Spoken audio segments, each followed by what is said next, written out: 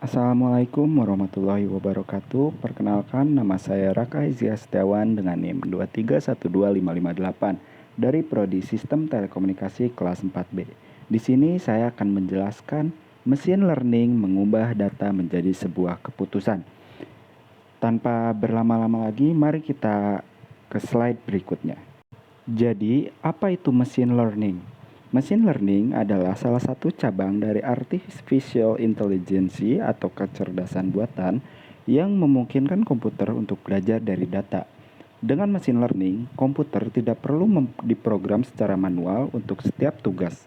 Sebaliknya, komputer bisa menganalisis data, belajar dari pola-pola yang ada, lalu membuat keputusan atau prediksi sendiri. Secara umum, machine learning dibagi menjadi 3 jenis utama, yaitu ada supervised learning, unsupervised learning, dan reinforcement learning. Nanti pada bagian berikutnya saya akan menjelaskan satu persatu tipe machine learning ini. Selanjutnya, saya akan menjelaskan tentang cara kerja machine learning. Proses machine learning dimulai dengan mengumpulkan data yang relevan dan berkualitas.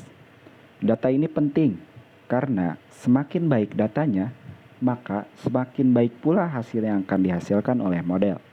Setelah data terkumpul, langkah berikutnya adalah tahap pra-pemrosesan. Pada tahap ini, data akan dibersihkan dan disiapkan agar bisa digunakan oleh model.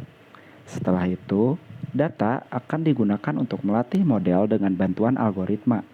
Model ini akan mencoba mengenali pola-pola yang ada di dalam data tersebut. Setelah proses pelatihan selesai, model akan dievaluasi dengan data baru untuk menguji seberapa akurat dan baik kinerjanya. Jika model sudah menghasilkan hasil yang memuaskan, model ini siap digunakan untuk membuat prediksi atau keputusan berdasarkan data baru yang masuk. Dengan proses ini, machine learning memungkinkan komputer untuk belajar dari data dan mengambil keputusan secara lebih cerdas tanpa perlu diprogram manual. Oke, jadi di slide ini kita bakal bahas tentang tipe-tipe machine learning. Jadi gini, di dalam dunia machine learning ada 3 tipe utama yang penting banget untuk kita ketahui nih. Yang pertama ada supervised learning.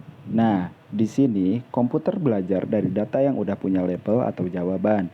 Ibaratnya kayak lagi latihan soal. Kita udah dikasih pertanyaan dan jawaban.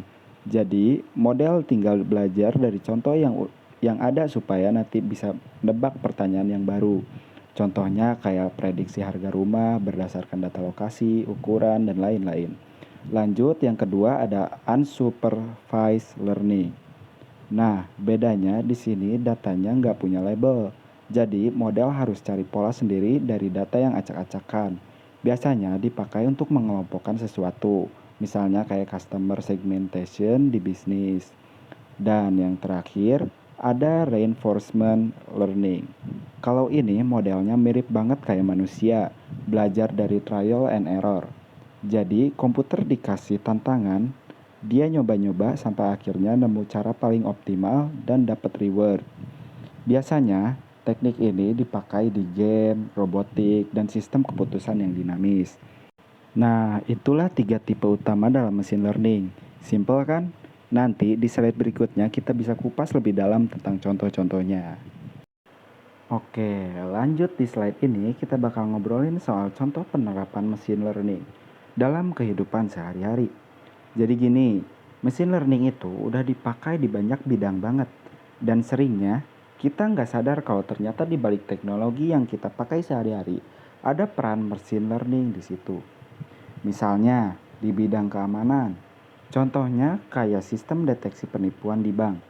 Jadi sistemnya bisa mendeteksi transaksi yang mencurigakan dan langsung kasih alert ke pihak bank biar bisa ditindaklanjuti. Keren kan? Bikin uang kita lebih aman deh pokoknya. Lanjut, di dunia transportasi, mesin learning juga berperan besar di mobil tanpa supir. Jadi mobil bisa belajar mengenali jalan, tanda lalu lintas sampai kondisi sekitar supaya bisa nyetir sendiri tanpa bantuan manusia. Di bagian teknologi, pasti kamu pernah ngerasain nih fitur pengenalan wajah di smartphone.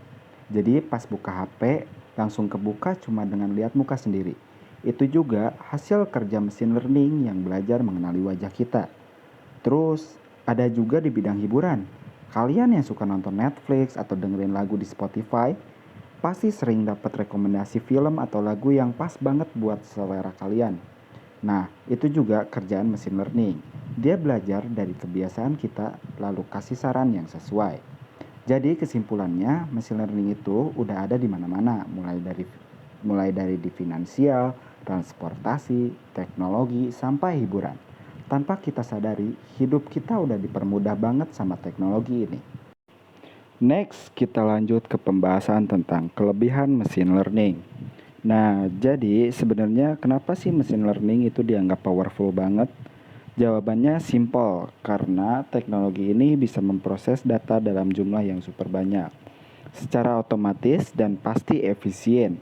Jadi bayangin aja nih, data yang biasanya manusia butuh waktu lama buat analisis, mesin learning bisa selesai dengan hitungan detik. Selain itu, mesin learning ini sifatnya adaptif.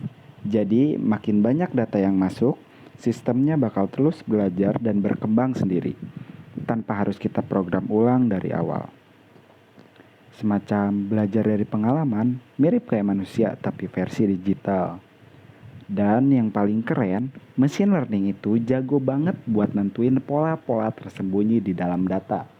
Yang kadang, bahkan otak manusia pun susah banget buat Dari pola-pola inilah, nanti bisa keluar prediksi atau rekomendasi yang lebih akurat dan pastinya berguna banget.